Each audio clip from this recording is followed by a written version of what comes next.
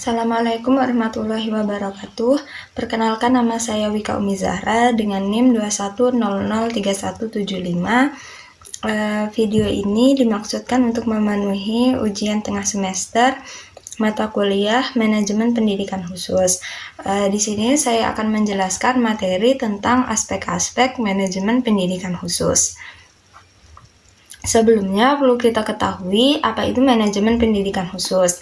Manajemen pendidikan khusus yaitu proses perencanaan, pengorganisasian, pengarahan, dan pengawasan usaha para anggota organisasi dan penggunaan sumber daya organisasi untuk mencapai tujuan yang telah ditetapkan dalam penyelenggaraan pembelajaran pada sekolah khusus. Adapun aspek-aspek manajemen pendidikan khusus, yang pertama yaitu ada kurikulum. Peraturan Menteri Pendidikan Nasional Nomor 70 Tahun 2009 tentang pendidikan inklusi bagi peserta didik yang memiliki kelainan dan memiliki potensi kecerdasan dan atau bakat istimewa, dijelaskan bahwa Satuan Pendidikan penyelenggara pendidikan inklusi menggunakan tingkat satuan pendidikan yang mengakomodasi kebutuhan dan kemampuan peserta didik sesuai dengan bakat, minat, dan potensinya. Penilaian hasil belajar mengacu pada kurikulum yang bersangkutan. Manajemen kurikulum terkait dengan pengembangan kurikulum inklusi menggunakan kurikulum yang dimodifikasi. Perangkat-perangkat kurikulum seperti silabus, RPP dimodifikasi oleh tim pendidikan inklusif dan guru mata pelajaran sebagaimana diungkapkan oleh Sagala tahun 2009 bahwa pengembangan kurikulum dilakukan oleh pihak-pihak yang memiliki wawasan terkait dengan kurikulum sehingga pembelajaran berlangsung menyenangkan dan menarik bagi peserta didik. Modifikasi tersebut disesuaikan dengan kemampuan dan hambatan yang dimiliki oleh masing-masing peserta didik. Kemudian yang kedua yaitu ada proses dan hasil pembelajaran. Proses pembelajaran harus disesuaikan dengan kemampuan dan kebutuhan setiap peserta didik, meliputi metode, media, dan sumber belajar. Dalam proses pembelajaran, guru harus mampu mengajar setiap peserta didik berkebutuhan khusus sesuai dengan kebutuhan individualnya dalam setiap kelas. Manajemen proses pembelajaran di kelas inklusi itu diawali dengan adanya perencanaan pembelajaran yang disesuaikan dengan kebutuhan peserta didik dan mengacu pada kurikulum yang berlaku, yaitu kurikulum modifikasi. Proses Perencanaan pembelajaran itu meliputi kegiatan menganalisis standar kompetensi lulus dan kompetensi dasar. Kemudian, guru mata pelajaran menyusun dan membuat RPP dengan menetapkan sasaran, tujuan, materi, media, dan alat evaluasi pembelajaran.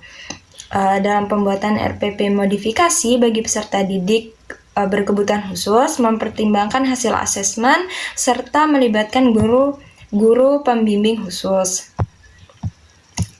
Kemudian aspek yang ketiga yaitu sumber daya manusia. Setiap sekolah penyelenggara pendidikan inklusif seharusnya mempunyai tenaga pendidik dan tenaga kependidikan yang memenuhi standar kualifikasi akademik dan kompetensi yang disyaratkan. Seorang guru di sekolah inklusif seharusnya memiliki beberapa kompetensi seperti berikut, yakni kompetensi pedagogik, kompetensi kepribadian, kompetensi sosial, juga harus menguasai kompetensi dasar, yaitu kompetensi yang diperlukan untuk mendidik siswa berkebutuhan khusus. Aspek yang keempat ada peserta didik. Peserta didik di sekolah inklusi terdiri atas peserta didik pada umumnya, yakni peserta didik yang selama ini dikategorikan biasa dan peserta didik berkebutuhan khusus, yaitu peserta didik yang memiliki kelainan fisik, emosional, mental, sosial, atau memiliki potensi kecerdasan dan atau bakat istimewa. Peserta didik yang dikategorikan berkebutuhan khusus antara lain yakni tunanetra, tunarungu, tunawicara, tunagrahita, tunadaksa, tunalaras, berkesulitan belajar, lamban belajar, autis, memiliki gangguan motorik, menjadi korban penyalahgunaan narkoba, obat terlarang, dan zat adiktif lainnya, serta peserta didik yang memiliki potensi kecerdasan dan atau bakat istimewa. Dalam penerimaan peserta didik berkebutuhan khusus, sekolah menerima semua jenis ketunaan, namun disesuaikan dengan sumber daya dan ketersediaan sarana prasarana di sekolah tersebut. Terus aspek yang kelima itu ada sistem kenaikan kelas dan laporan hasil belajar. Sistem kenaikan kelas, peserta didik yang menggunakan jenis kurikulum standar nasional dan di atas standar nasional, itu sistem kenaikan kelasnya didasarkan pada kriteria ketuntasan belajar peserta didik. Kemudian peserta didik yang menggunakan jenis kurikulum akomodatif di bawah standar nasional, sistem kenaikan kelasnya didasarkan pada usia kronologisnya. Terus aspek yang terakhir yakni sarana dan prasarana sekolah inklusif. Sarana dan prasarana sekolah inklusif itu pada prinsipnya sama dengan sekolah pada umumnya.